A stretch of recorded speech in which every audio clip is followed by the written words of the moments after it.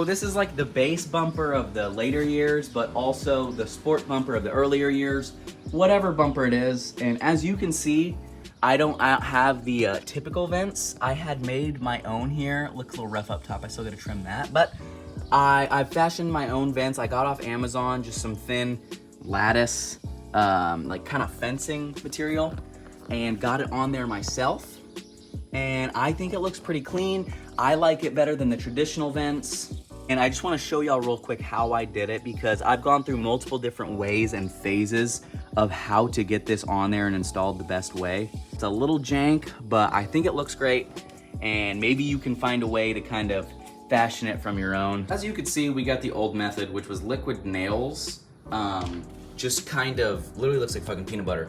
The old one, I bent the vent over it and then pushed it against the bumper and then pushed it down there. But as you can see, you know, it gets old.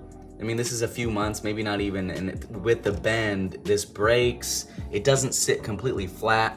It's just not good getting stuff to get it to stick. So what I did instead, actually, was I used the heat gun and I just pushed it up against the vent. And while I was doing it, I just kind of moved the heat gun along. So for example, just turn it on, I'll turn it off, but I would just push it up against the vent, slowly just kind of push it. And then with my other hand, I would also kind of push in on the vent, like right here. I had an oven mitt for that, so I'm not burning myself, but I would just turn on the heat gun, just push it along right here. All right, heats up that plastic a lot, almost starts to burn, and you slowly just kind of push it in so that the plastic will just kind of get melted, so the vent will just kind of nudge its way in there. And that's really it. It's pretty simple. I will say, you know, this is literally an Amazon heat gun. Not the best for your health. I am breathing in plastic over here. Get a well ventilated area so you're not breathing literal fucking burnt plastic in. It does get on the heat gun tip a little bit. I tried to avoid it, but I'm trying to get these vents on. I'm sick of redoing it like that a million times, but really, it really did work good. Like that vent, like that thing is solid on there. I'm pushing against it. You know, if something hits it, it might come out, but it at least keeps it on there. This is by far the best way to keep these little custom vent things I have on. Heat gun, push it against here. It'll burn the plastic behind it. Obviously, has to be plastic wherever you're putting these vents, if you're kind of doing your own custom thing.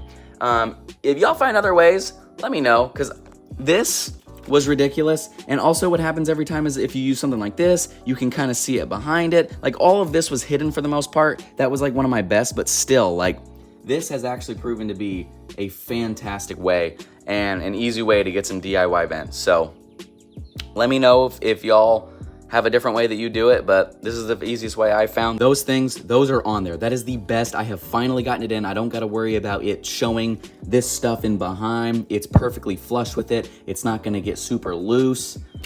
Something cheap, easy, a little bit of work, and looks good. I think it looks better, especially because I don't have the fog lights. No need for them, so why get the ugly vents to house them if I could just do this? One last thing I will say, try your best to do the heat gun on the underside so a lot of the air isn't like pushing in on top of like your wrap or your paint, because I realized I burnt my paint a little bit on that side. Just be careful. I would try to push the heat gun kind of from underneath, get up in there. Yeah, I filmed that a few days ago, but maybe you like it, maybe you don't. Be careful with the heat gun and stuff. Be careful with heating anything up, obviously. I burned it in some areas. I'm an idiot, but I'll learn from my mistakes. The next time the vents fall off, I know how to do it. I'll be a little more careful with that. But, you know, in the end, I think it looks fantastic in the finished product.